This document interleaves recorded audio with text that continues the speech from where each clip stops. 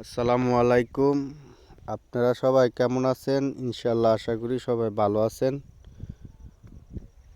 আমি ওয়াজ মাহফিল নিয়ে কিছু কথা বলতে চাই। যে ওয়াজ মাহফিল নিয়ে আজকে ব্যবসায় একটা রূপান্তর হইল আমাদের বাংলাদেশের মাধ্যমে। একবারে যদি আপনি ছোট কইরা একটা আপনি ওয়াজ মাহফিল দিতে চান, এরপরও 1 থেকে 1.5 লক্ষ টাকা লাগে। আর যদি হাইফাই কইরা দিতে চান তাহলে আপনার 8 লাখ 10 লাখ টাকা আপনার একটা ওয়াজ মাহফিলে লাগে। আমরা আগের জমানায় যে আপনার ওয়াজ মাহফিল ছিল না, আগের জমানার মানুষগুলা কিন্তু অনেক ভালো ছিল। আর আপনার এই বর্তমানের জমানায় দেখেন আপনারা ওয়াজ মাহফিল প্রতিটা গ্রামে 4টা 5টা করে হওয়ার পরও আমাদের মানুষগুলা কিন্তু পরিবর্তন হয়নি এবং পরিবর্তন আসে নাই।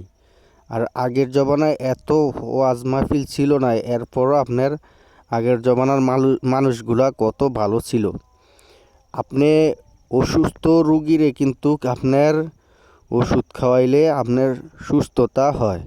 আর আপনি যদি সুস্থ রুগীরে কি আপনি ওষুধ খাওয়াইলে কিন্তু আপনার ওই রুগী কিন্তু আপনার পাগল হইয়া যায়। যেমন আমরা তো ইনশাল্লাহ আমরা মুসলমান, আমরা যেটুকু পারি আল্লাহর ইবাদত করি। আমাদের মাঝে কিন্তু আপনার ওয়াজ মাহফিলের দরকার পড়ে না।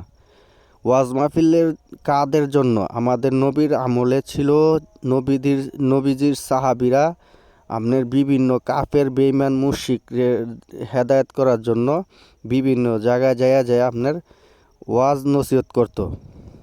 কিন্তু আমাদের বাংলাদেশে আপনারা ওয়াজ নসিহত না কইরা আপনারা ওয়াজ নসিহত করবেন ইন্ডিয়াতে, যেমন আফ্রিকা, যেমন বিধর্মী যে রাষ্ট্রগুলো আছে। আপনি জ্ঞান অর্জন করছেন, আপনার জ্ঞান ছড়াই দিবেন বিভিন্ন আপনার মুনাফিক কাফেরদের মাঝে। আর আমরা তো মুসলমান, ইনশাল্লাহ আমরা তো মুসলমান, আমাদের মাঝে ওয়াজ মাহফিলের দরকার প্রয়োজন পড়ে না। আপনারা দেখেন আমাদের বাংলাদেশে কত অসহায় গরিব মানুষ আছে। আমরা যদি এই ওয়াজ মাহফিলের টাকাটা দিয়া যদি আমরা এই একটা গরিব মানুষের আপনার একটা ব্যবসা বা একটা যে কোনো একটা আপনার কাজ করে দেই, এটা কিন্তু আপনার অনেকটা ভালো। কেননা আমাদের বাংলাদেশের মানুষ কতটা এমনও গ্রামের মাধ্যমে আছে আপনার অনেক অসহায় মানুষ, চলতে পারে না ঠিক মতন, খাইতে পারে না ঠিক মতন, তাদের মনে করেন রোগ পেরেশানি অনেক সমস্যার মাধ্যমে আছে। আমরা এরকম লোকগুলাকে আমরা গ্রামের মাধ্যমে বাছাই কইরা আপনার যে কোনো একটা প্রতিষ্ঠা দিয়ে যদি দিতে পারি, এর মাধ্যমে কিন্তু আপনার কোনো বাংলাদেশের মাধ্যমে অভাব দরিদ্র এবং কোনো অসহায় মানুষ থাকে না। আর আমরা কি করি? লক্ষ লক্ষ টাকা খরচ করে আপনার ওয়াজ নসিহত করি। ওয়াজ নসিহত তো আমাদের বাংলাদেশের জন্য না। আমরা তো ইনশাল্লাহ মুসলিম কান্ট্রি, আমরা মুসলমান ইনশাল্লাহ দাবি করি, আমরা মুসলিম, আমরা নবীর উম্মত, আল্লাহর বান্দা, এটা আপনারা সবাই জানেন। আমাদের কিন্তু ওয়াজ নসিহতের দরকার পড়ে না। ওয়াজ নসিহত কাদের জন্য? যারা বেধর্মী তাদের জন্য ওয়াজ নসিহত।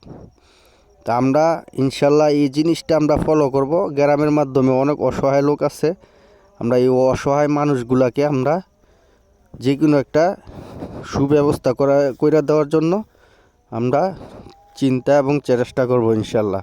তো সবাই ভালো থাকবেন। আমার এই কথাগুলো যদি আপনাদের কেউ উপকারে আসে বা কেউ ভালো লাগে থাকে, তাহলে লাইক এবং শেয়ার করে দিবেন, যাতে অন্যরাও যেন কথাগুলো শুনতে পারে।